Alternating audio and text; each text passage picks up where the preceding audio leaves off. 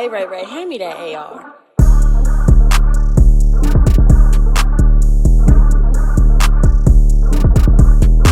You are now listening to Off the Rip. What's up? What's up, boss? What's up? What's blessed, man? Yes, sir. What is this calling? Y'all got me at SOU today? Yeah, man. We in here. Man. It's smooth. This is my first time really being at SOU, honestly, and I'm bad because I've been living in Dallas for over a year now. So Yeah, finally just happy to foot in the establishment. Yeah, we're gonna get you up here, to these games, man. Get you up in Moody. Got to. Moody be rocking, man. What you calling them? Talk to us about what the upcoming season gonna look like. Man, we got a good returning group. Couple guys that came back from last year who started for us. Then we got the number 6 recruiting class in the country. Okay. Some really good freshmen. We got 2 guys that was redshirt for us that was freshmen. So they'll be back, and then we got a couple big time transfers, man. So we got a really good team. We're excited. What you most excited about with the season besides all the people y'all got?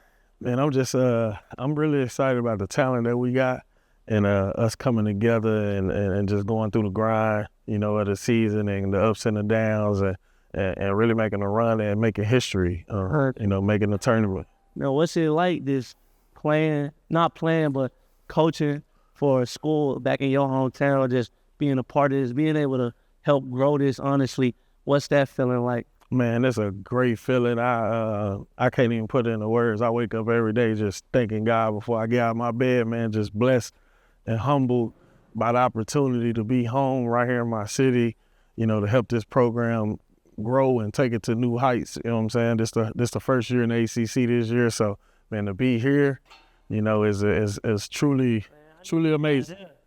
Truly amazing. Oh, where to go? I need to get on that. Now, this thing get rocking, bro. This thing get rocking. Get loud in here now, I'm telling you.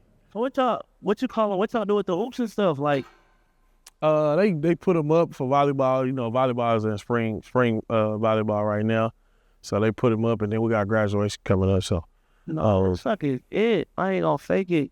Yeah. Same architect who did Duke's Arena did ours. So, seat 7,500. Crowd is on top of you. Get loud in here. No, I'm definitely gonna be I'll be at a game. I'm gonna be at a couple games. Honestly, I gotta come support this year. I expect big things. Honestly. Yes, sir. Cause what you calling this? You got me wanting to rope again. Yes, sir. Within a minute. What I gotta do to give me a little scholarship? Hey, we got St. Louis on the roster next year, so Who you got? BJ Davis Ray, man. So we got St. Louis on the roster. Big game. I'm gonna go check them out. Yes, sir. It's tough as hell. Yes, sir. I'm excited. And this look nice as hell, cause I haven't been playing on figure. I feel like keeping up with college basketball as much as I want to. I just I've been out the loop, so I need to get back into it. Especially this, I ain't gonna fake it, just how much I love the game. I'm just you right here in Dallas, man. You gotta come through, man. It's gonna be a good time. You know what I'm saying? DJ be right here, man. This thing be jumping, I'm telling you. Trying to get more of the city stars to pop out. We had some pop out this year that I'm connected to, but trying to really get them get butts in the seats next year, man, and let the city know this Dallas team and not just North Dallas or Highland Park. So now, how the NIL coming along? If I can ask that question, am I allowed to ask that? Not really, but but it's good. It's good. I mean, we competitive. Oh God, we're competitive. God, I'm gonna need me a meal. That's funny. Nah, man, these kids, this is a great time to be a college basketball player. I'll tell you that. No, I feel it. It's a great time to be a college basketball player. Any? Hooping, man, I have my days where I miss playing, but I love coaching, man. I love coaching. I love giving back. You know what I'm saying? I love showing the next generation, helping the next generation and bringing them along. You know what I'm saying? So that's it's kind of like I'm still hooping in a sense. You still get out there any time and be like, man, run the ones, or you be chilling? I ain't gonna say any time. I be chilling, but I'm actually working out right now, trying to get this gut off me and so I can get out there a little bit. So we'll see. I'll be more active next year for sure. Some of the runs, I'm gonna have to get back in shape. I was just telling, I said I gotta get my web back. I'm trying to fight the TBT or something. What's talking? And Swin League. That's what it is. So it's Sandy. He trying to pull up in Sweat City, get some ball. I told him I'm gonna average 5 points, three rebounds, and 2 assists, and 5 pounds with it. Hey, no doubt. That's all I can do right now. No doubt. No doubt. What's good, y'all? We got staff here, man, from Off the Rip. Got Jeremie Hart here, known now as Coach Hart. Yes, sir. I just appreciate you having us here at SMU, dog. No Real doubt. talk. So, No doubt. what you call them? I'm just happy we back in production. This first episode we done recorded going into this new season. So, just thank you for this, taking the time out to just sit with us and really just be here to tell your story. We just want to be able to get to know a legend from the Dallas area, from South Dallas at that. Yes, sir. One of them ones that really putting on for the city. So we just really appreciate you, man. Man, I appreciate y'all having me, man. It's a blessing to be in this position, and I'm grateful for this opportunity to kind of tell my story to help somebody. Man, we grateful for you, honestly. What you calling? So how has everything been going for you? I think the people want to know first is just who is Jeremie Hart? Can you tell that? Man, Jeremie Hart is somebody that, that love the game of basketball. I'm grateful for the game of basketball and what it's done for me in my life. But, I'm a God-fearing man, love my family, love my city, love my daughters, love my sons, love my wife. So, I love to give back to the community, love to give back to people and help people. That's who I am. Got you. So I know you rep Dallas hard. I know you be repping, especially South Dallas. Let's start from there. Just from the beginning. Let's go back and just tell us the upbringing. I'm from South Dallas, man. Born and raised in Turner Court Projects. Most people know us as Bunton, but it's 2 separate projects. I grew up, with my mom and my grandma. They took care of me for most of my life, and I had a typical normal black childhood, growing up in the hood. Saw a lot, learned a lot at a young age.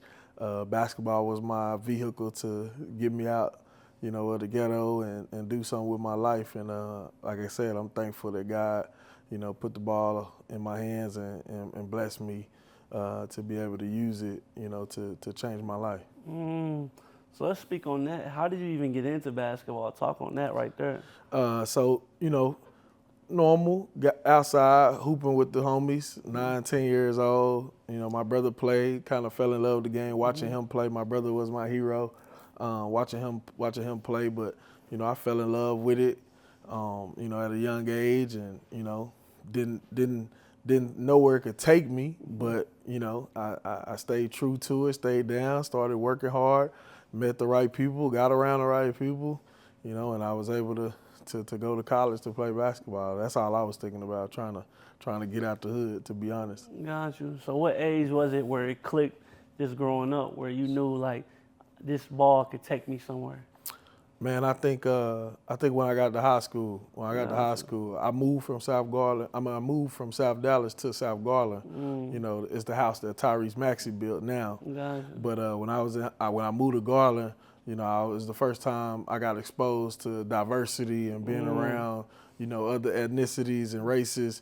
And when I got out there, I realized, like, dang, man, if I really take this serious, like, I can really, do something in basketball and really, go somewhere with basketball. So. No, definitely.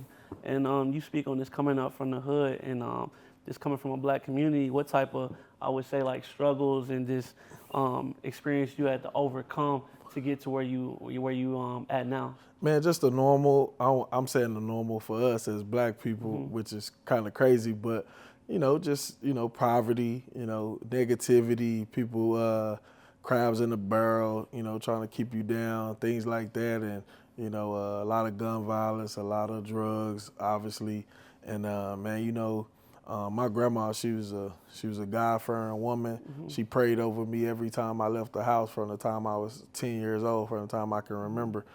She would make me pray with her as I left the house. And she always told me to never forget I can do all things through Christ who strengthens me, Philippians 4:13. So, that was my rock, and I feel like my praying angel to help me, get out, so. Shout out grandmas, man. Honestly, it's a lot of prayers that's getting sent up that I feel like that's protecting a lot of people to this day. No so doubt. No just doubt. thank God for everything, and just for the community that watches over us and prays over us, because like you say, just growing up in the hood, it's so easy to become sidetracked and become distracted by your community. Yeah. Like we come from St. Louis, Missouri. Shout out to our city. But let's be real, it's a lot of things that we had to overcome. A lot of things, because it could have went 100 different ways for Yep. a lot of people coming up in them areas, Yep. especially for us. Yep. I thank God to be sitting in this room with you right now, Yeah. and just the way Dallas has treated me and just allowed me to become successful.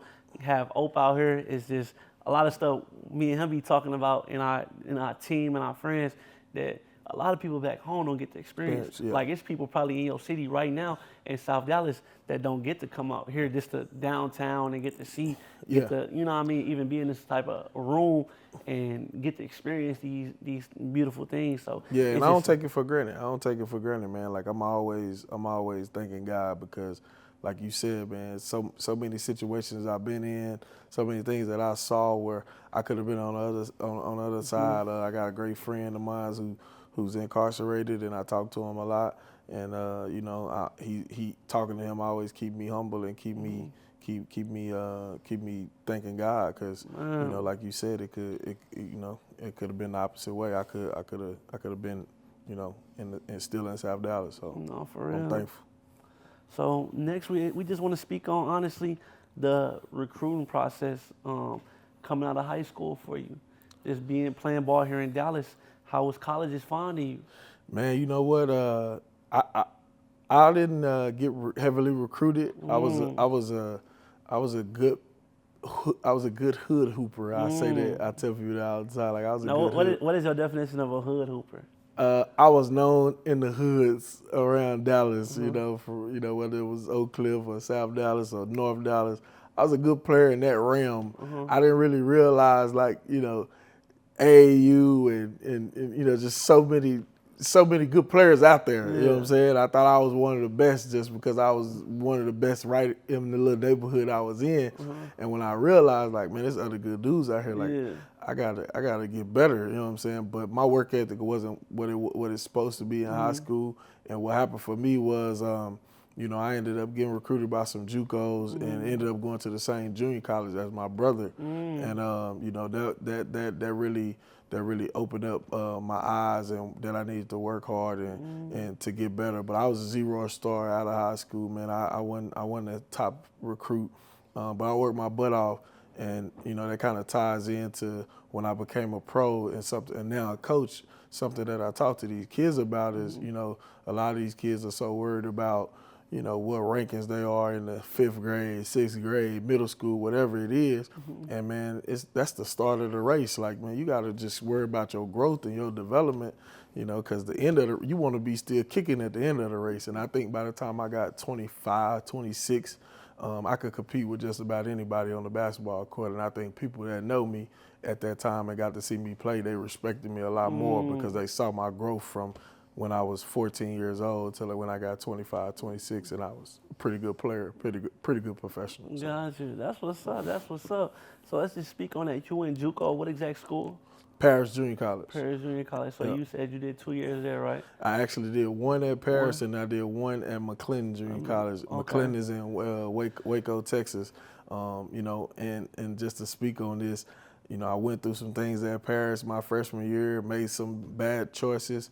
I ended up getting kicked off our team, and I transferred to McClendon. And my coach at McClendon, he's been the coach there. I think this year was like his 25th year or 24th, 25th year. And he kind of saved my life, man, just developing a relationship with him. Me and him talk to this day every other week. So I'm so thankful for him because he kind of got me on the straight and narrow. And from there I was able to, you know, go to McMurray and you know, have a pretty good year at McMurray and become a pro. Got you. Can you speak on what you did at the first JUCO to get kicked out or no? Let's just say I got into it with some guys. Okay. Got into it with some guys. Had had a little run in, and you know, I consider, I don't want to say I'm a tough guy, but I ain't no punk. So I had a little run in and got into a fight, and they led me to getting kicked off the team.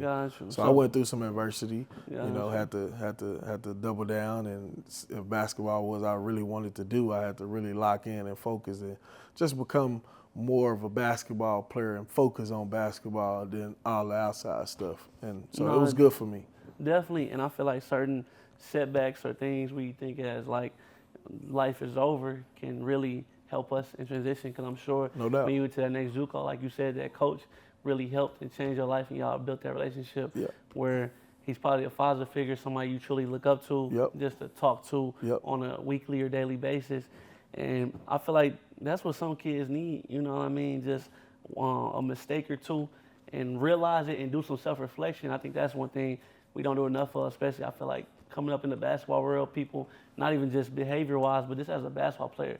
Some people don't never look at themselves as like, let me go self-reflect, season's over, let me go write down my flaws, what I can get better at, what I'm good at, what I need to increase at. Like, well, I think a lot of people don't, a lot of players, especially in this generation, don't want to go through adversity while they're young, and parents don't want them to go through adversity neither, right? Like man, my grandma and my mom, they didn't know nothing about basketball for one, but they was like, look, you gonna go through this, and you put yourself in it, you got to find a way to get out of it, and that was the type of mentality that they had. So I think in this generation, a lot of these kids should go through adversity. You know, whether it's from playing on this type of team or this type of organization or whatever it is, man, and let them go through it when they're young so they can learn and they can grow.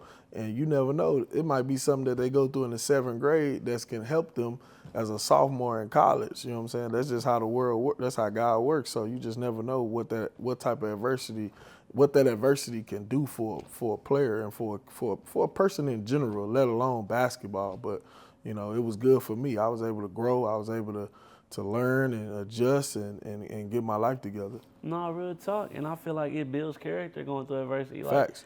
And that's one thing, too. I feel like a lot of people just want to see the finishing product, but they don't want to go through the trials and tribulations. No doubt. I think somebody I heard say the other day, when you work for something more longer, it lasts longer. But when you get something so quick, like you might be the best player, they might just be giving. You coach playing you 40 minutes a game, you're not going through nothing, you never experienced nothing. Then when freaking you hit, like you said, you start getting good around like 25, 20, or not, probably been good, but you really start to blossom. Freaking some people, they so good in college, when they get 25, they're done. They tap out. It's over with. They burnt out, whatever. And they don't get to really get the fruits and have that seed plant, like even off the rip. Me and Oak talk about it all the time. Like a lot of this stuff we doing this year, 2025, was just like a real, like getting established. And y'all building it. Y'all building it. And that's the beauty of it, man. You know what? Like I pride myself on where I'm at today, because, you know, I don't like to clap for myself or pat my own back, but I do a little bit just because, man, I went through a lot to put myself in this position to get where I'm at. And there was a point in time where I had to build it, you know, and I built my career as a coach. I built my career as a player. So, I know you asked me earlier, like, who is Jeremie Hart? You know, Jeremie Hart is a hard-working man. Like that's me in a nutshell. Like I've worked for everything that I've earned. You know what I'm saying? I take pride in that. Nobody has gave me anything. No, I feel that. So after JUCO, you went on to play at McMurray, and how was that, just playing at that next level, at that university level? It was good. It was good. I mean, I was able to have a good year, and then went on to play pro. Started my career in South America and bounced around some different countries and parts of the world. So I was able to see the world playing the game that I love. And a long way from South Dallas. So, God is good. He gave me some amazing experiences and memories that I could take with me forever. I've built relationships and friendships with people all around the world. Growing up in them projects, I wouldn't even imagine meeting somebody that's from Asia or from South America or Colombia or Mexico or anything like that. So, man, I can't say enough how good God is. No, for real. I just want to know, because I finished. I played college basketball, but I never got to really experience this pro. You know what I mean? The pro, like after the season and stuff like that. You training to go overseas or Yeah. go to the NBA and stuff. How was that process? It's like finding an agent, getting over there. Like for people that ain't been a part of it or don't know how it is, they want to know. Man, I tell you this: if you're trying to play professional basketball and you're not a top player in college that's projected to go to the NBA, it is not for the weak. Obviously, now these kids today, they make NIL money in college. So whatever you making in college, when you sign up with this agent and you go play in, Portugal or Czech Republic or Russia or whatever, and you not one of those guys that was top in the country, man, you about to take a pay cut. You got to go earn your keep, you know what I'm saying? But if you really love the game, you able to go over there, produce, earn your way up, and make more money. But a lot of guys don't understand that, and they turn pro and thinking that they could just start making X amount of dollars, and it don't work like that, man. Like, man, you gonna have to really earn your keep and really go through the grind. You know what I'm saying? And playing pro ball is different. Like it's different. Like living is different. The culture is different depending on what country you're in. Like, so it's a lot that come with it. But the love of the game is what keep you going and keep you motivated and keep you working out, getting prepared and things like that. So, make sure you love it. Make sure you love it. Got you. So I just want to speak on next, Coach, just the transition. I think this is where you at now. You're in a coaching space. Yep. We just really want to speak on how was that transition, just going from player to playing the game you love, physically being out there with the guys in the locker room, being able to take that game-winning shot, whatever, you know what I mean, bring the ball up the court, throw a nice little dime. What was it like going from that to then being on the sidelines? Man, that transition, I'm not going to lie to you, that transition was tough, bro. I've been playing basketball my whole life, to finally put that ball down, and not play no more. It took a lot out of me because, like, I can genuinely say I really love the game of basketball. Like, if it wasn't no currency, no money involved, I would hoop. You know what I'm saying? When I hoop, like, I don't care if we got paid. I just wanted to hoop. I love the game of basketball. My grandma died in 2018. She died telling people. RP Graham. Nah, no doubt. She died telling people if someone, one of her friends or church members or whoever would say, "Where your grandson at? Where Jeremie at?" She would say, "He's somewhere dribbling that ball." So I really love the game.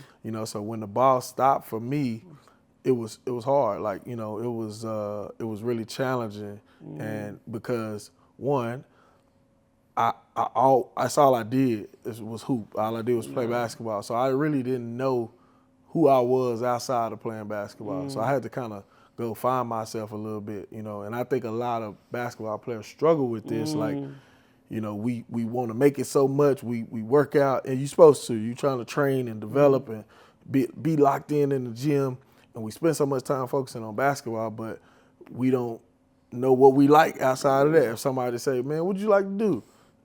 I don't know. I like to hoop. I like to watch basketball. You know what I'm saying? Like, and I didn't spend enough time as a young kid, a young man, figuring out things that I like to do outside of basketball. So when I was done, I struggled because I didn't know what else I liked. And I think I went through a lot when I retired. And I never spoke on this. I speak on it now. Me and my wife actually separated during that time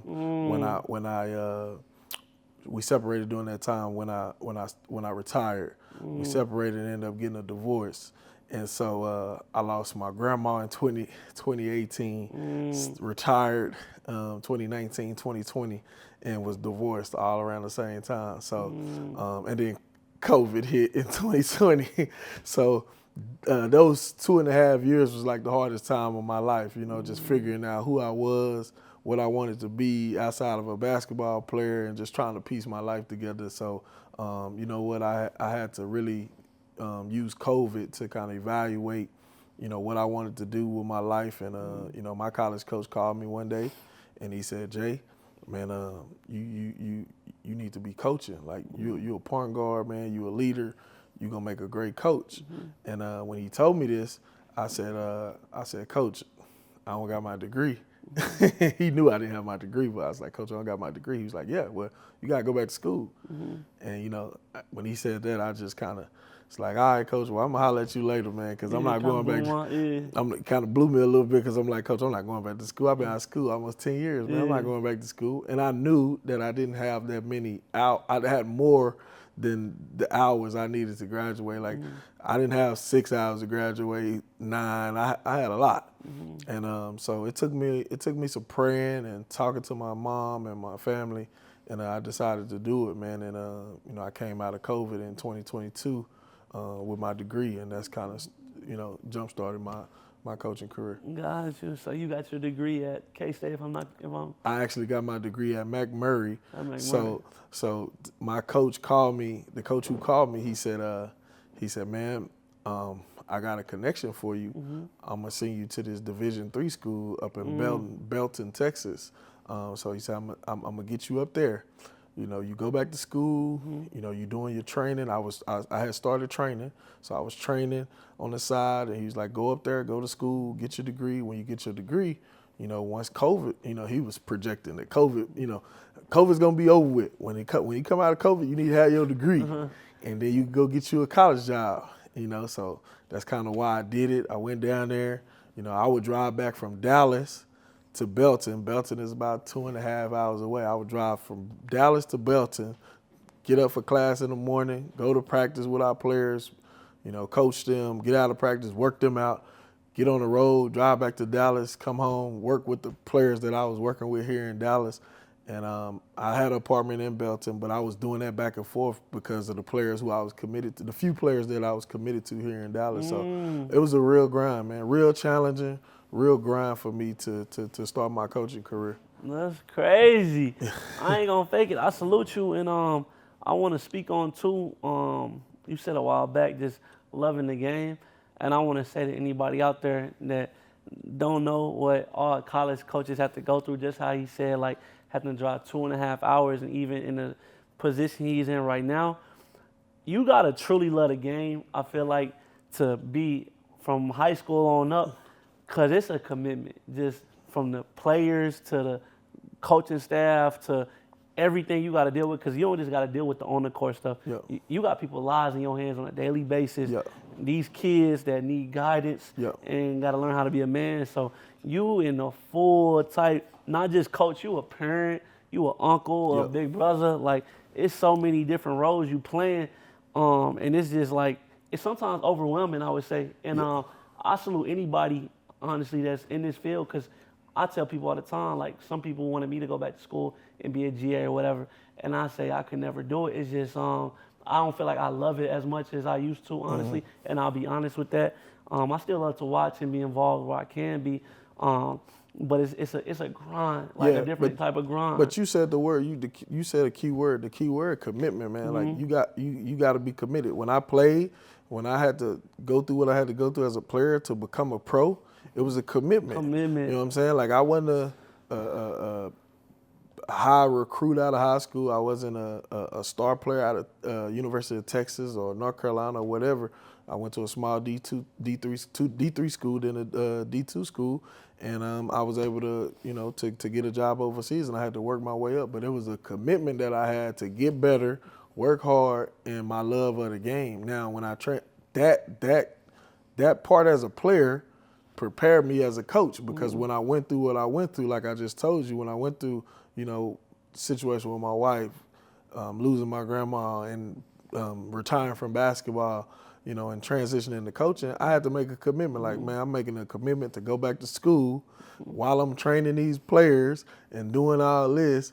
And then when I graduated, I got the opportunity, you know, I got the opportunity to go to K-State. And how that worked was, you know, I was training these players, and I was thinking about taking a high school job.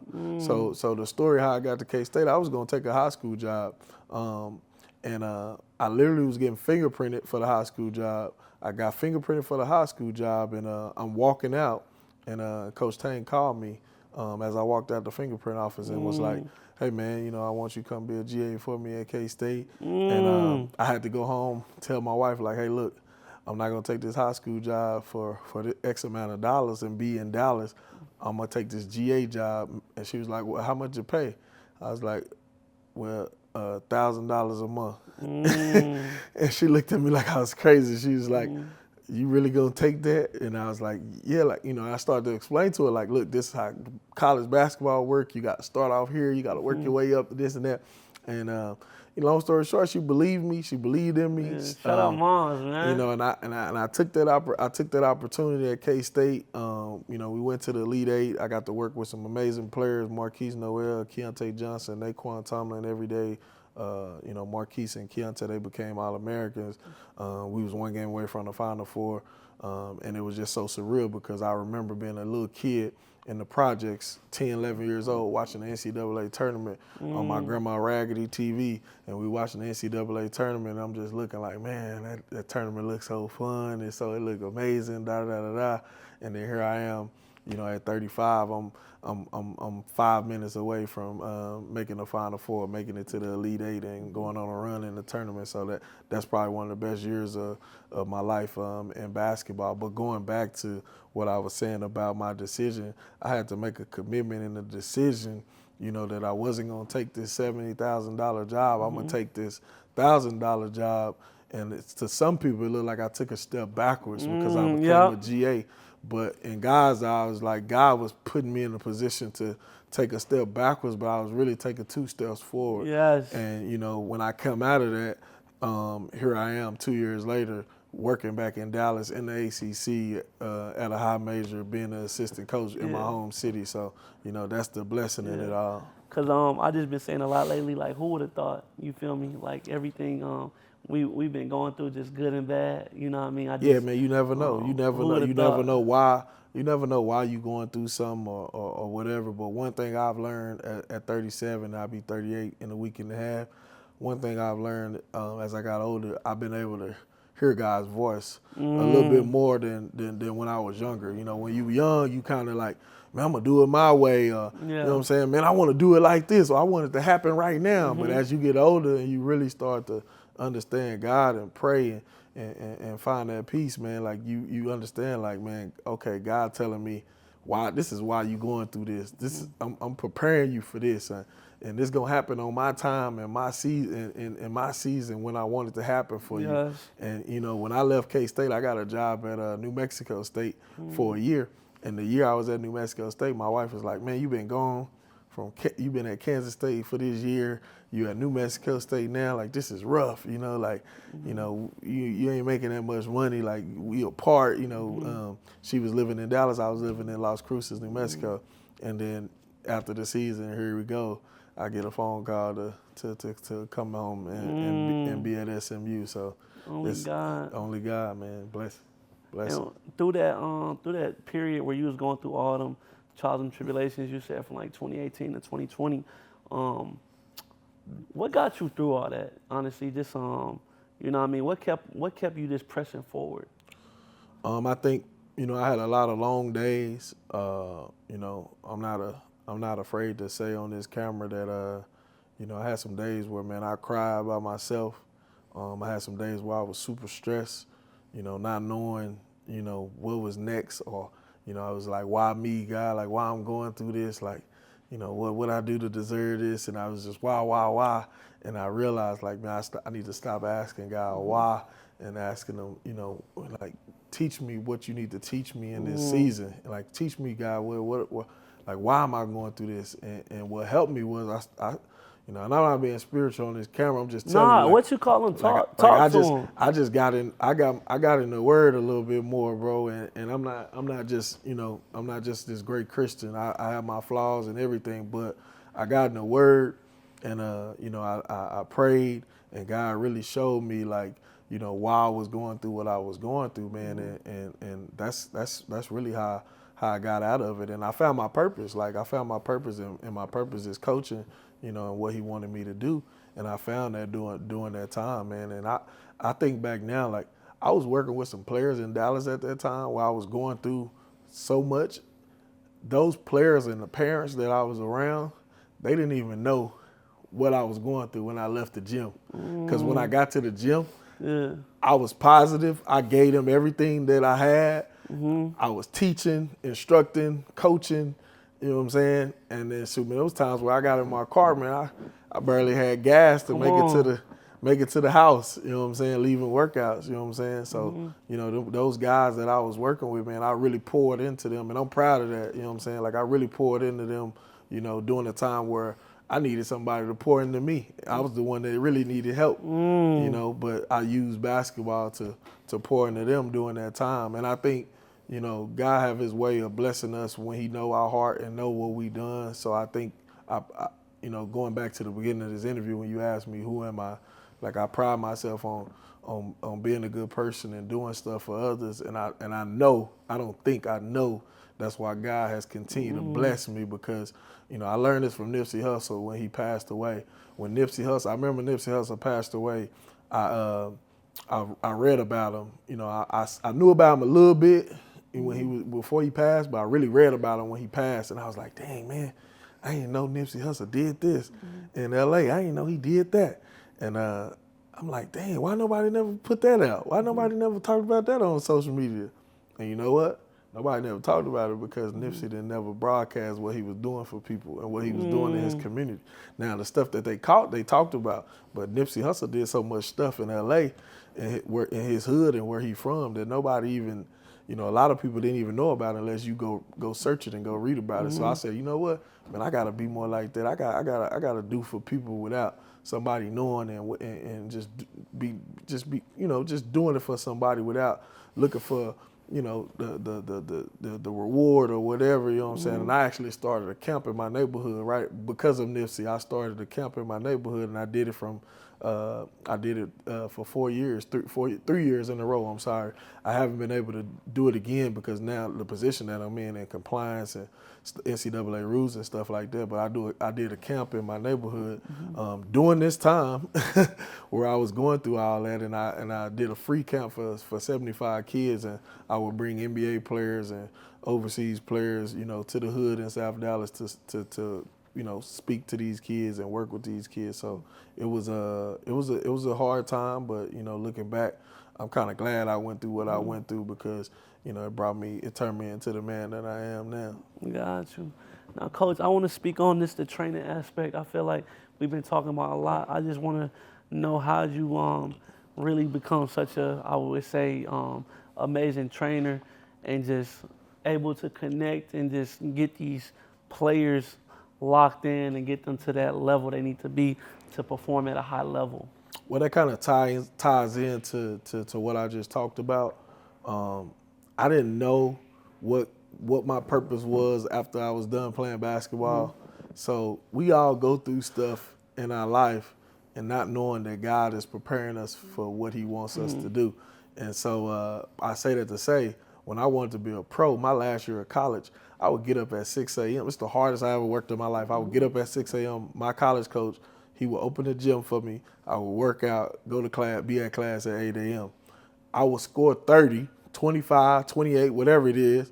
The next day, I would text my coach, like, can you open the gym? And, you know, he opened the gym, and then my teammates would see me in there. They're like, man, you just had 25 or whatever. You back in the gym? I was like, shoot, yeah, I'm trying to become a pro. It's gonna be hard. I'm not a Division I player. So when I was in the gym, I would literally sit on the floor, sit in the stands, and just create drills, like, to help myself get better. You know what I'm saying? I'll watch film, and I'm like, well, I need to get better at this. So I would create drills, and I was my own trainer. You know what I'm saying? I was my own player development coach. So I was creating stuff on my own, and as I became a pro, me and my close friends who played pro ball, we all used to work out together as pros when we come home in the summer. And ironically, I was the one leading the workouts. I didn't know I was coaching. We all same age. We going through stuff together, but I was the one, hey man, let's do this. We need to go from here to here, you know, blase. And those dudes was listening to me, and we all was getting better, and that's what it was. So the stuff that I did as a player, it transcended me into a coach. So when I became a coach and started training, you know, I remember I came home one summer from playing, and somebody asked me like, "Hey, man, can you work with my son?" And I turned him down, and every time he saw me, he would ask me, and I finally did it. And I was like, "Man, I don't know how to train." But really, I did. I just didn't know I did. So, I think just going through what I went through as a player and kind of turning myself into a pretty decent player. I wasn't an NBA player, but I turned myself into a pretty good pro. You know what I'm saying? And I think that's something that has helped me transition into a coach and to be really good at skill development. Got you. Hey, I just want to say this: the kids better understand what it's like not having no trainer and no nothing, because these kids spoiled. They don't know how to go in the gym and just work themselves out no more. I couldn't even shoot that good, so I'm breaking, missing shots, running down rebounds by myself. Yeah, they don't know what that's like no more. They gotta have somebody rebounding for them, tell them where to go on the floor. Yeah, it was a lot. Like, they spoiled now. Yeah, they definitely spoiled. It was a lot. I just want to touch on too, Coach. This next generation of just like accountability and just I would just say that they just not dogs no more like they used to be. Like is it the parents? Is it this next generation of kids? What's up with that? I think it's a mixture of both. Like parents not wanting their kids to go through anything. Because I'm a parent. Like as a parent, you don't want your kids to go through what you went through. You want to protect them and be their protector, because that's who we are. We want to save our kids from adversity and stuff like that. A lot of parents, I think, struggle because some of them haven't played, so they haven't been through it, and they're trying to show their kid how to go through it, but they haven't been through it. I think our sport is like one of the few sports where, it's easy for people to say they want to do it or they think they know the way. Because just think about it. How many times you go to a barbershop and dudes in there talking basketball, acting like they know everything. Yeah. Now, no, you ain't gonna walk in the barbershop and people are gonna be talking about law school and being a lawyer, right? Because a lot of them don't know nothing about being a lawyer. But guess what? To be a trainer or a coach, half the time you ain't gotta take a test for it, right? You can just act like you know basketball. So, I think that's kind of part of the struggle with the accountability part. And these players, you said this earlier, they love instant gratification. Everything it gotta happen like that, and it don't work like that. And sometimes it take time to, to get where you trying to go. You know what I'm saying? And I think, my story is a good example of that. No, real talk. And you done worked out, and can you give a shout out to some of the players you done worked out with and just really helped just contribute to their careers? Man, there's a few of them, man. I've been blessed, man, to work with some amazing players. When I was going through that time, the struggle of my life, is when I actually started doing player development, and I work with the same few players every day. I work with Trey Johnson, Dink Pate, Mike Miles, Danish Jenkins, trying to think, King Grace, Jalen Wilson. These guys in high school, and I was able to work with these dudes at a intricate part of their life, and as much as they thought they needed me, I needed them, because they taught me a lot too. They taught me how to coach. I was able to use them as my whiteboard, an example, my canvas, my blank canvas, and work with them, and and a few of those guys have went on to the NBA, and shout out to Trey and Dink. They about to be drafted this summer. You know what I'm saying? And I'm super proud of them, man. I'm glad I was able to, to be in their life during that time. No, definitely. What you call it? I think I touched on everything I want to speak on, Coach. Anything else you want to just tell the people? We definitely just want to get some advice from you. Like, what's some life advice you would just give to the next person trying to come up behind Coach Hart and just be the next pro basketball player, next coach, next trainer? Man, I would say one thing I would say: chase opportunity, don't chase money. Money will come. Work at your craft. Like, if you work at your craft and become really good at your craft, the money will follow. A lot of us, we get caught up in, man, I do this, but how much I'm gonna get paid? Or, man, they got a job for me, but I need to see how much they gonna pay me for it. I think if we get the mindset of chasing the opportunity, preparing ourselves for the opportunity and then chasing the opportunity, then the money will come. Using my career as an example, I was able to create opportunity through my player development and through the value that I brought, and turn that into being a high major Division I coach. So chase opportunity, don't chase the money, be a good person, and keep God first. Man, y'all better go listen to Coach Hart. Coach Hart, we appreciate you being on here. Anything else you want to tell the people before we log it off? Nah, man. Pony up. Pony up. Let's get it. What you call him? Thank you, boss man. Off the rip, we out. Let's get it. Hey!